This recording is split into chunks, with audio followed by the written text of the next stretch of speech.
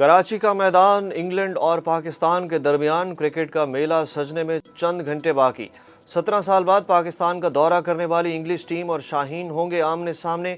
National stadium میں تمام تر تیاری مکمل، چمچماتی ٹرافی اور گرین کٹ کی رونمائی بھی کر دی گئی۔ بڑے کرکٹ مارکے کے لیے بڑے انتظامات۔ کراچی ٹریفک پولیس نے پاک انگلینڈ ٹی20 سیریز کے لیے خصوصی پلان بنا لیا۔ شائقین اپنی گاڑیاں حکیم سعید اور غریب نواز فٹ بال گراؤنڈ میں پارک کر سکیں گے۔ صحافیوں کو اسٹیڈیم فلائی اوور کے پاس سر شاہ سلیمان روڈ پر پارکنگ کی اجازت ہوگی۔ شائقین کو پارکنگ ایریا سے شٹل سروس سے اسٹیڈیم پہنچایا جائے گا۔ پاکستان تحریک انصاف کے چیئرمین عمران خان ایک بار پھر آن فائر، کہا کہ تم ہوتے کون ہو ڈرانے والے۔ چکوال میں جلسے سے خطاب کرتے ہوئے عمران خان کا کہنا تھا کہ گمنام نمبروں سے دھمکیاں دینے کے لیے فون آتا ہے۔ مسٹر ایکس اور مسٹر وائی لوگوں کو دھمکیاں دیتے ہیں، ان لوگوں کو جواب میں بھی دھمکیاں دو۔ جو ڈراتا ہے اسے جواب میں بھی ڈراؤ۔ خفیہ نمبروں سے ڈرانے والے کہتے ہیں یہ کر لوں گا وہ کر لوں گا، ان سے کہتا ہوں جو کرنا ہے کرو، ہم بھی کریں گے۔ اقوام متحدہ کی جنرل اسمبلی کا 77واں اجلاس آج سے شروع۔ اجلاس میں وزیر اعظم شہباز شریف کا خطاب 23 ستمبر کو ہوگا۔ وزیر اعظم اپنے خطاب میں سیلاب سے درپیش عالمی چیلنجز، ماحولیاتی تبدیلی، عالمی اور علاقائی تنازعات اور مقبوضہ جموں و کشمیر پر پاکستان کا موقف پیش کریں گے۔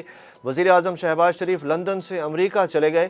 جنرل اسمبلی اجلاس کے موقع پر امریکی صدر سے ملیں گے۔ بڑھتے اسلاموفوبیا کے خلاف وزیر خارجہ بلاول بھٹو میدان عمل میں آ گئے۔ جنرل اسمبلی اجلاس سے قبل OIC میٹنگ سے خطاب میں کہا کہ دنیا میں اسلاموفوبیا خطرناک حد تک بڑھ چکا ہے۔ یورپ میں مسلمانوں کے خلاف نفرت انگیز جرائم میں اضافہ ہوا ہے۔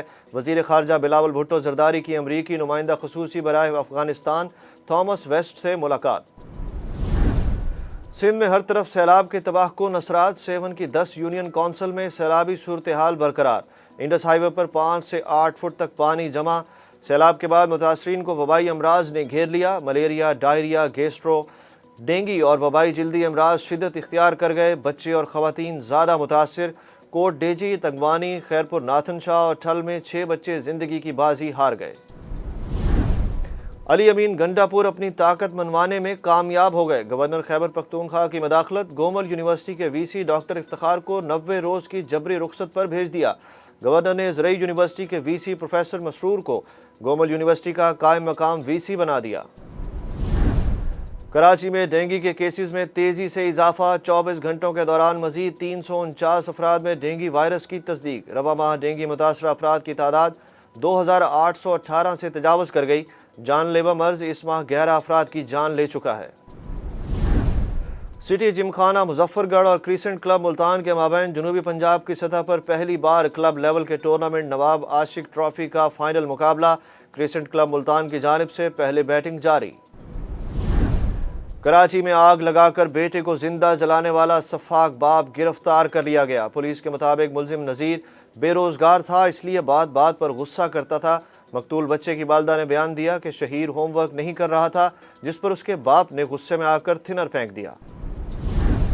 قومی کرکٹ ٹیم کی T20 ورلڈ کپ کے لیے کٹ سوشل میڈیا پر ٹاپ ٹرینڈ بن گئی۔ کئی صارفین نے کٹ کو تربوز سے تشبیہ دے دی۔ کسی نے مذاق اڑایا تو کسی نے تربوز کو ٹیم کی صحت کے لیے فائدہ مند قرار دیا۔ تنقید کرنے والے صارفین میں بھارتی شہری زیادہ تعداد میں شامل۔